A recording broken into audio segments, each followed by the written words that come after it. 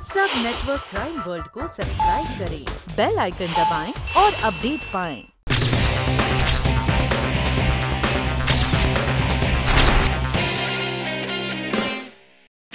एक ही दिन में ये दूसरा कत्ल है कर्नल। और हो ना हो, इस लड़की के कत्ल का असलम के कत्ल से कोई ना कोई रिश्ता जरूर है कर्नल भाई। हो सकता है।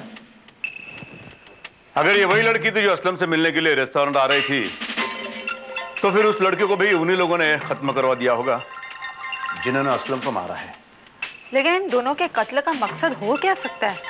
कर्नल भाई, मुझे तो लगता है कि इस लड़की के जरिए से असलम को किसी सीक्रेट गैंग के बारे में कोई खास इंफॉर्मेशन मिल रही होगी और इस गैंग ने खतरा महसूस करते ही पहले असलम का काम तमाम कर दिया होगा, उसके बाद इस लड़की की जुबान बंद कर दी होगी।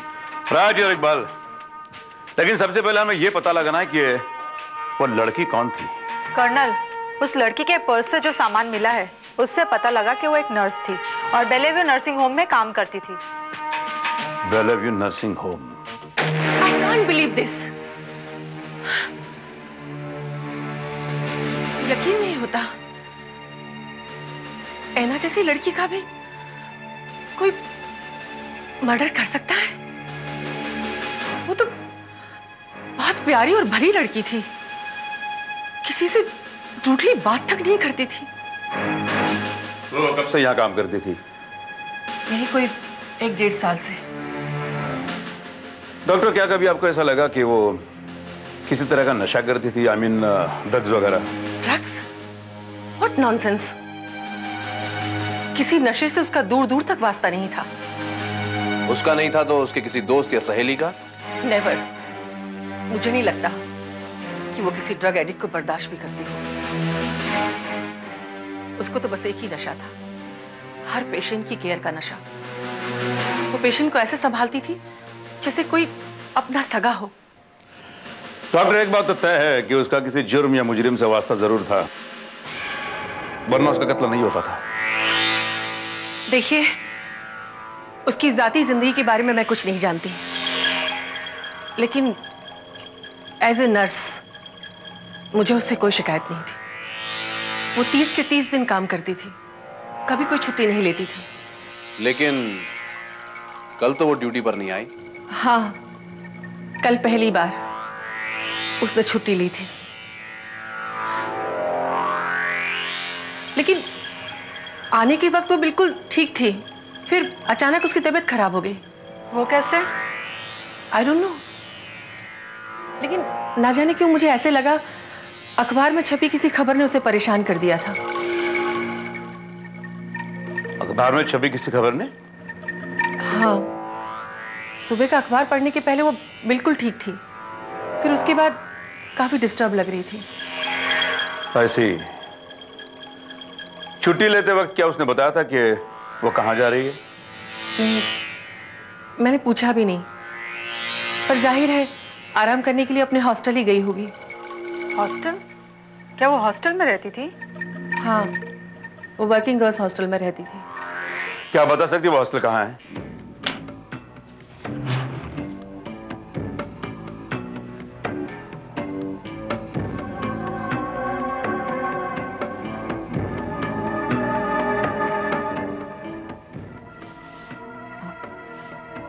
ऐना के बारे में मैं कुछ नहीं जानती, सिर्फ इतना जानती हूँ कि वो गोवा से आई थी काम करने के लिए। वो यहाँ अकेली रहती थी? बट ऑब्वियसली मैम, वो फैमिली के साथ रहती तो गर्ल्स हॉस्टल में क्यों रहती? ये प्रमीला है, ऐना की रूममेट। वैसे ही। अगर आपसे वो रूम शेयर करती थी तो फिर बातें भी शेयर करती होगी।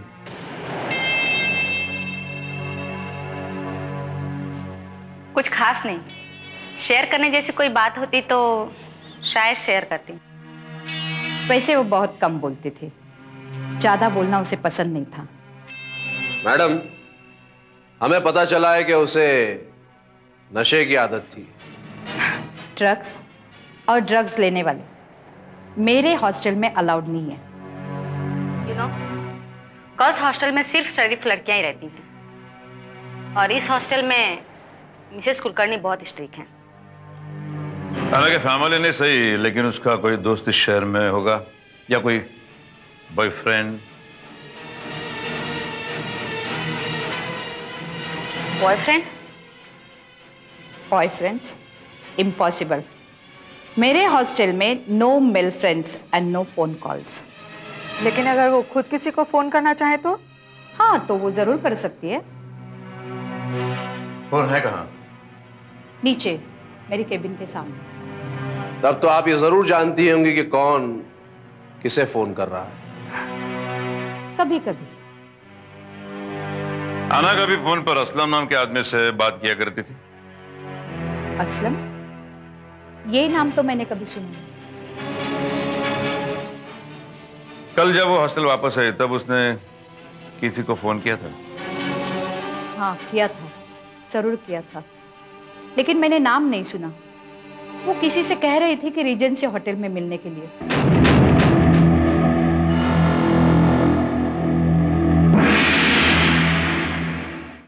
ओह आई सी।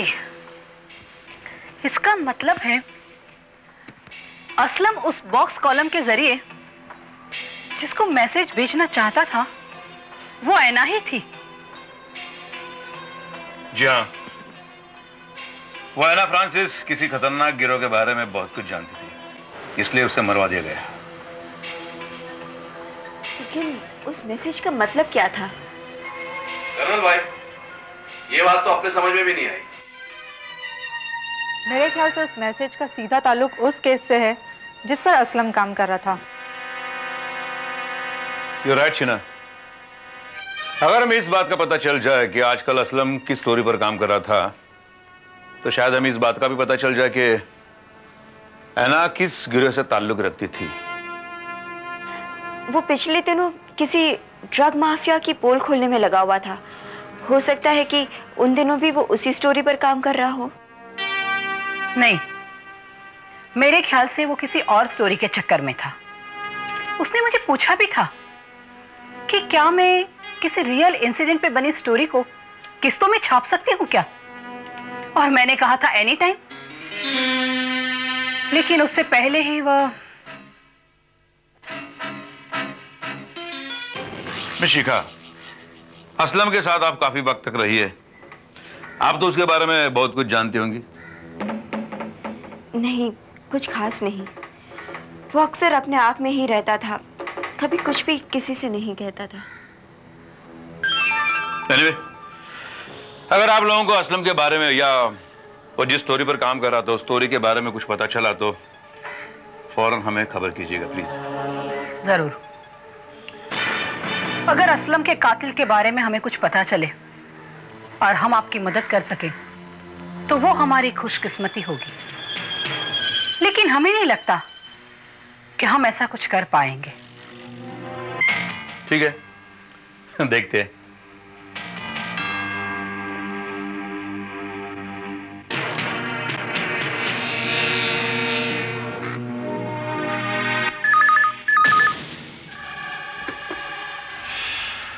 एंथनी, ये कर्नल हमारे लिए कुछ ज्यादा ही परेशान हो रहा है। हर जगह पूछताछ करता फिरता है। असलम और ऐना से पूछताछ करने के लिए उसे उन्हीं के पास भेज दिया जाए तो ज्यादा अच्छा रहेगा।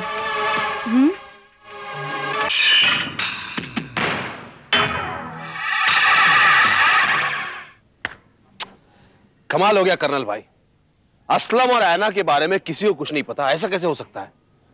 कोई तो होगा जिसे उन लोगों के बारे में कुछ जानकारी होगी। शायद वो लड़की प्रमिला जो ऐना की रूम पार्टनर थी, उसके बारे में बहुत कुछ जानती थी, मगर मिसेस कुलकर्णी के सामने बोलने में हिचक रही थी। तुम उस लड़के से मालूमात हासिल करो। आप फिक्र मत करो भाई, लड़की से तो आप यूं मालूम कर लेंगे।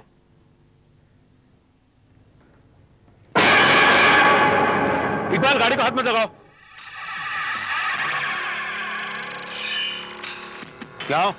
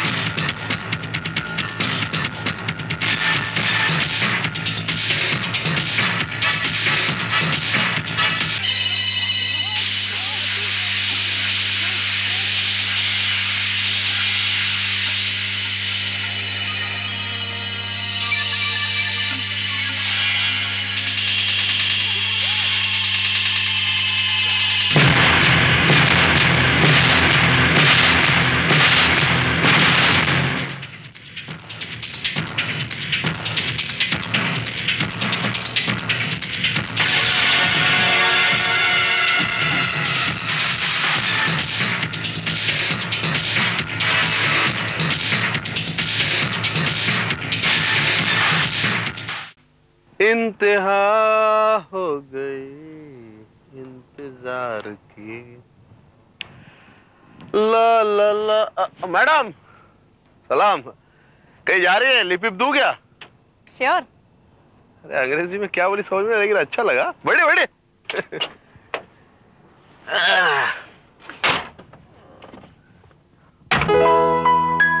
मैं जानती हूँ आप यहाँ मुझे लिफ्ट देने नहीं बल्कि ऐना के बारे में कुछ जानने आए हैं। कुछ नहीं, सब कुछ जानना चाहता हूँ। सब कुछ पता चल जाएगा मगर कीमत चुकानी पड़ेगी। कीमत बोलो। ज्यादा नहीं, 5 स्टार में एक डिनर। दिया। और कुछ? तो चले। वैसे आप करती क्या हैं? वही जो ऐना करती थी। मतलब आप भी नर्स हैं? नहीं, ऐना नर्स थी मगर नाम के लिए। दरअसल हमारा काम है अयाश लोगों की जेबें हल्की करना। मैं आपका मतलब नहीं समझा। इतने भी ना समझ नहीं है आप। समझ तो रहा हूं लेकिन यकीन नहीं हो रहा है। बोले तो हाँ, चालू लैंग्वेज में हम कॉल गर्ल हैं। इसका मतलब ऐना भी कॉल गर्ल थी? ही नहीं, लेकिन बेचारी एंथोनी के जाल में फंस गई थी। बिना शादी के ही प्रेग्नेंट हो गई। उसे अबॉर्शन करना पड़ा। उसके बाद ऐसी गिरी कि फिर उठ ना सकी। ये एंथनी कौन था? हाँ, एक चलता पुलता, दुबला पतला सा, लंबा सा। सर के बाल कुछ कम है, शरीर कुछ गठीला है, लेकिन लड़कियां पटाने में एक्सपर्ट है। वो और भी बहुत सारे कामों में एक्सपर्ट था। बॉम्ब लगाना, किसी का मर्डर करना। आपका मतलब है एंथोनी ने ही ऐना का? शायद।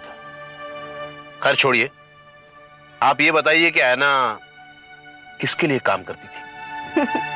लगता है तुम्हारा इरादा नहीं है डिनर कराने का। अरे कुछ सवाल डिनर के लिए भी छोड़ दो। ठीक है, तो फिर चले। एक मिनट, मैं इन्फॉर्म करके आती हूँ कि आज मैं लेट आऊंगी। आज जरा जल्दी आना क्योंकि मुझे भूख बहुत लगी है। ओके।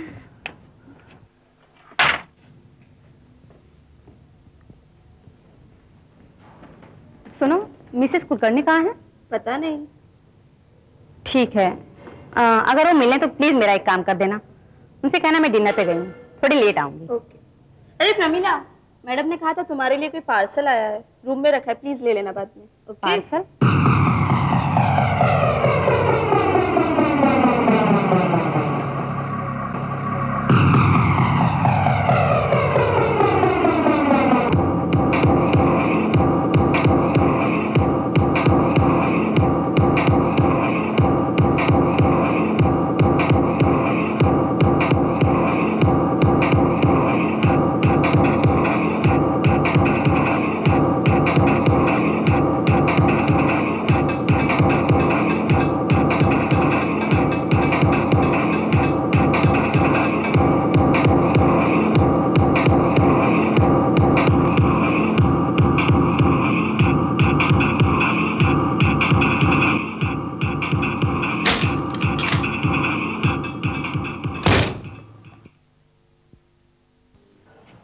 हेलो कर्नल भाई।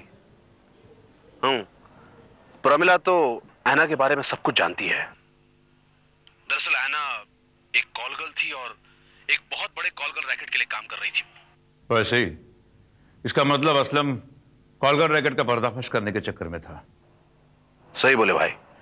एक और खास इंफॉर्मेशन मिली है और वो ये कि प्रमिला ने जो हुलिया बताया ऐना के बॉयफ्रेंड का, वो हूबहू उस आदमी से मिलता है जिसने हमारी गाड़ी में बम रखा था और जिसका पीछा मैंने किया था। उसका नाम एंथनी है। एंथनी? कर्नल भाई, आज मैं प्रमिला को 5 स्टार होटल में खाने पर ले जा रहा हूं और मुझे लगता है कि उसके जरिए से आज हम इस केस को सॉल्व कर लेंगे। Good and all the best. शुक्रिया कर्नल भाई। ये इसको बहुत देर हो गई, कहीं